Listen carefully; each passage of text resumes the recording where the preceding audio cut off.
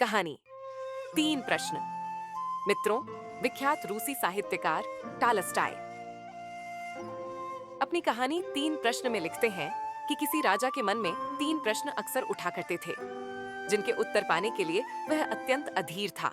इसलिए उसने अपने राज्य मंत्री से परामर्श किया और अपने सभासदों की एक बैठक बुलाई। राजा ने उस सभा में जो अपने तीनों प्रश्न सबके सम्मुख रखे, वे थे 3 प्रश्न। 1. सबसे महत्वपूर्ण कार्य क्या होता है? 2.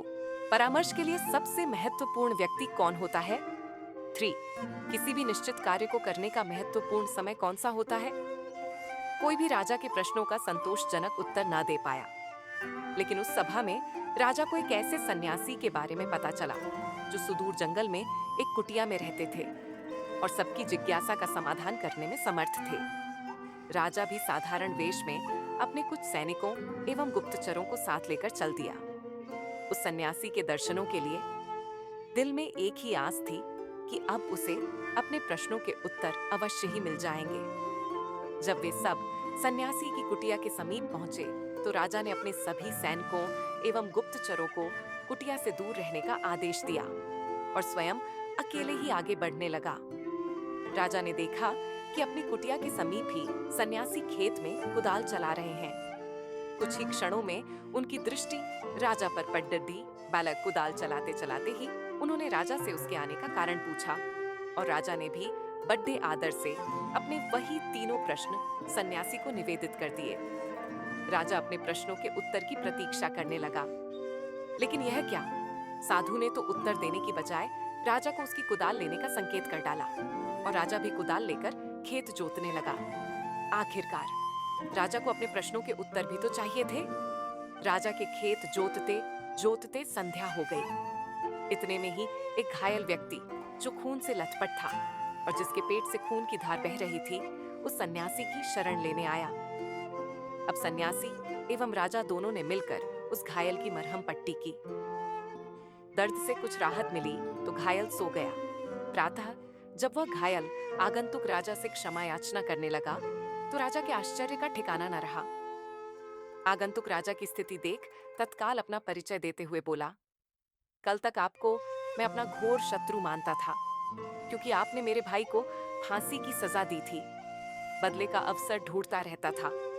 कल मुझे पता लग गया था कि आप साधारण वेशभूषा में इस साधु के पास आए हैं। आपको मारने के उद्देश्य से मैं यहाँ आया था और एक झाड़ी के पीछे छिपकर बैठा था, लेकिन आपके गुप्तचर मुझे पहचान गए और घातक हथियारों से मुझे चोट पहुंचाई।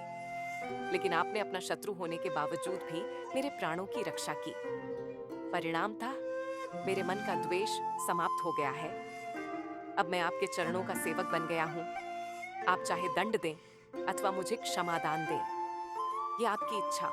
घायल की बात सुनकर राजा स्तब्ध रह गया और मन ही मन इस अप्रत्याशित ईश्वरीय सहयोग के लिए केलय प्रभु का धन्यवाद करने लगा।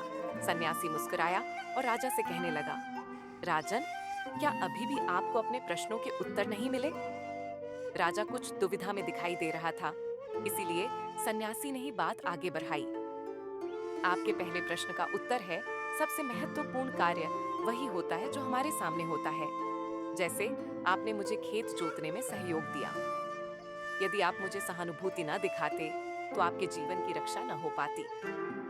आपका दूसरा प्रश्न था कि परामर्श के लिए कौन महत्वपूर्ण होता है, जिसका उत्तर आपको स्वयं ही मिल चुका है कि जो व्यक्ति हमारे पास उपस्थित होता है उसी से परामर्श मायने रखता है। जैसे उस घायल व्यक्ति को सहायता की आवश्यकता थी, जिसके प्राण आपने बचाए। इस तरह आपका शत्रु भी आपका मित्र बन गया। तीसरे प्रश्न का उत्तर यही है कि किसी भी निश्चित कार्य को करने का महत्वपूर्ण समय होता है अभी।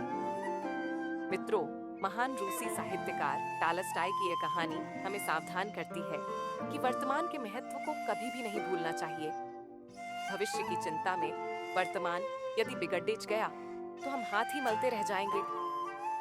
प्रस्तुत कार्य को मनोयोग से करना अथवा समय का सदुपयोग ही न केवल उज्जवल भविष्य की संभावनाओं की नींव होता है, अपितु यही सर्वांगीण प्रगति का मूल मंत्र भी है।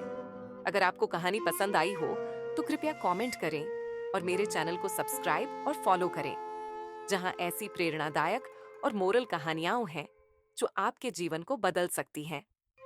इन्हें अपने प्यारे रिश्तेदारों के साथ शेयर करें।